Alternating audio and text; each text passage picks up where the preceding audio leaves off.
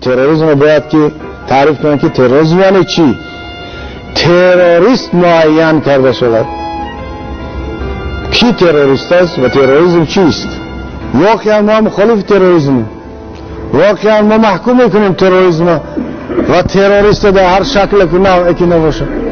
میروند چیکار میکنن؟ یک چیز بهانه میکنن، میگیرن میبرن ایرز زندان، مثل روزمان میکنن، آزادش میکنن، با دیگرش میگیرن میبرن. تو اینجا سلاح داری، تی این داری، تو اون داری، در سال 95 این کردی اون کردی.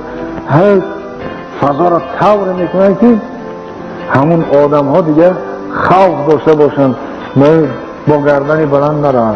ولی اونهایی که مؤمن دارن، قرآن میگه که اونهایی که مؤمن هستن ایمان دارن، این آدم ها وقتی این چیزها که میاد بیشتر ایمانش زاید میشود، قوی میشود. خصلت مؤمن این است. ما اعضاهای حزب نهضت اسلامی، ما جانبداران حزب نهضت اسلامی حقوق خودمونه در چارچوبه قانونی موجوده، قانونهایی که امروز موجود هستند طلب میکنیم و باید هم طلب کنیم. از هیچ قید و زنجیر و زندان و از هیچ چیز حرس خوف هم نداریم. همینه. و هیچ کس هم حق نداره که از این چیزا ما را بترسونه.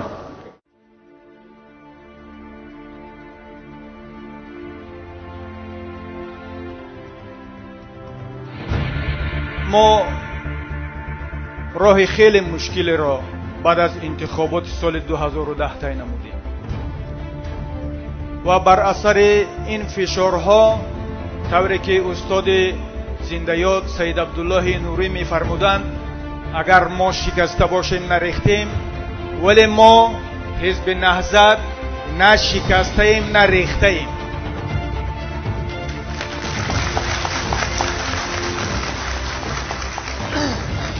و هر قدری که بالای ما و شما فشار و تعقیب و تحقیر و توهین و تهمت هایی نزدن، باز ما همان قدر استوارتر، قویتر و در عزم راسختر باقی مانده ایم.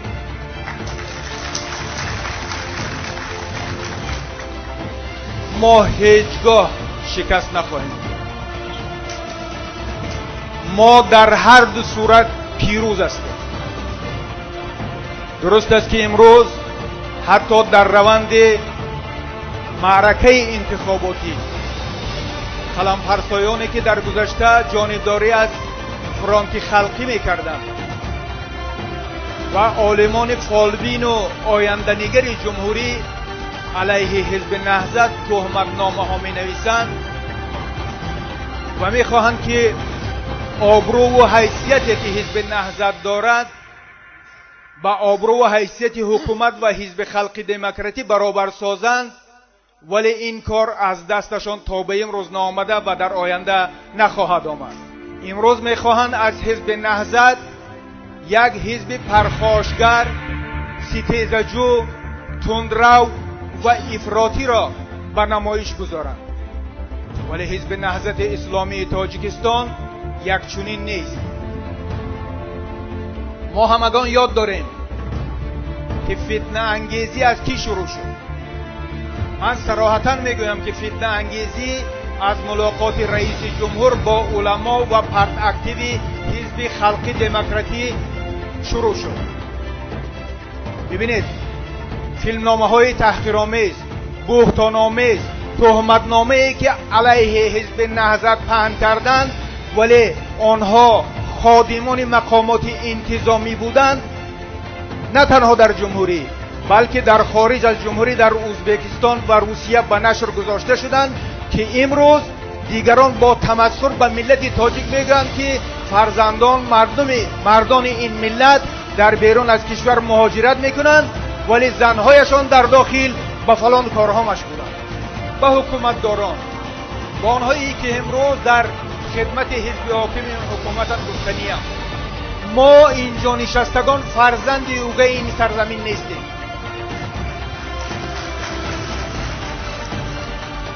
صلح و ثبات مال ما هم هست. دل ما هم برای این وطن میسوزد، میتپد. ما آبادی و آرامی این کشور را خواهان بودیم و خواهیم بود. اگر حزب‌های دیگر به خصوص حکومت و حزب حاکم میخواهند که نقش و آبرو و حیثیت حزب نهضت را کم رنگ نشان دادنی شوند، پس روی به مردم تاجیک بیارند. مردم را با جای کار، نفقه، معاش خوب، گرمی، زندگی، حقوقهایشان را بدهند. آنگاه مردم از آنها جانبداری خواهد کرد و با آنها رأی خواهد داد. بنابراین میتوان زیاد صحبت کرد، ولی ما شکایت نخواهیم کرد، نه از خود نه از دیگران.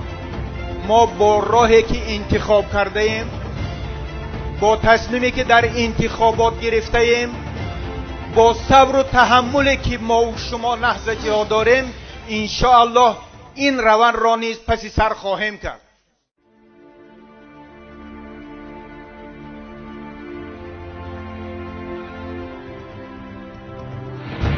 شما هر کاری میکنید، صبر نهضت بیشتر و قوی‌تر از خشم شما است.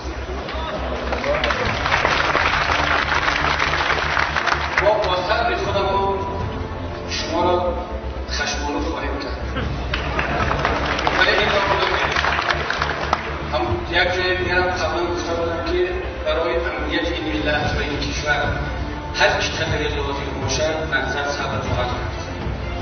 صبر ما در این مسئله حد حدود ندارد، ولی من می‌ترسم که صبر شما حد پیدا می‌کند و خودتون صبر تمام نتوانید و دست باز به کارهای میزنید که نه تنها باعث خجالت و شرمندگی خودتان بلکه همه ملت می‌شود.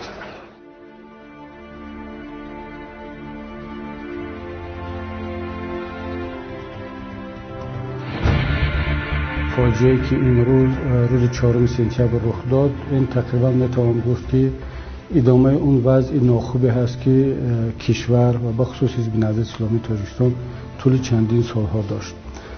اون سالی که شما و شاید که بینندگان شما یا دیگر یاران دوستان همیشه میپرسند که چرا این حادثه ها رخ داد و چه عامل‌ها تاثیر رساند که وضعیت کشور به این حد برسد و حزب نهضت اسلامی تاجیکستان امروز ممنوع اعلام شود. باید علت‌های آن را در انتخابات سال 2010 جست، در انتخاباتی که واقعا برای بسیاری ها غیر انتظار بود نتیجه هایش و نهضت اسلامی تاجیکستان همچون یک نیروی ملی و مقبول از طرف ملت به صحنه وارد شد و رأی بیشتری مردم را کسب کرد. اگرچه با تقلب حکومت جمهوری تاجیکستان دو جای برای نهضت اسلامی تاجیکستان جدا کرده بود، هم خود حکومتداران و هم مردم خوب می‌دانستند که رأی واقعی نهضت چقدر بود. به جای اینکه حکومت جمهوری تاجیکستان این رأی مردم را احترام بگذارد و قبول کند، اعتراف کند و با نیروهای اصیل مردمی همکاری کند، راه دیگری را پیش گرفت و با اون تنگ نظری و یکتازی در میدان آنها برنامه دیگر روی دست داشتن برای محدود کردن نهضت و صحنه بیرون کردن نهضت همچون رقیب اصلی در میدان سیاست. و شما هم همطور میدونید و مردم شریف هم که اون پروتکل 3220 که سال 2012 به نشر رسید بیانگر اون برنامه ها هست که حتی در سطح بالای کشور یک پروتکل غیر قانونی و غیر اخلاقی و مخالف به هم قانون و هم سازشنامه حساب قبول کرده شد و همه مسئولین دولتی، هم وزارت قدرتی و هم حتی کمیته دین و دیگر مقامات محلی وظیفه دار شدند که هر کدامشون در چارچوب صلاحیت و توانمندیشون علیه حزب نهضت اسلامی تاجیکستان فعالیت کنند و وضع را طرز کنند که تا انتخابات 2015 حزب نهضت اسلامی تاجیکستان فلج شد و صحنه بیرون شد.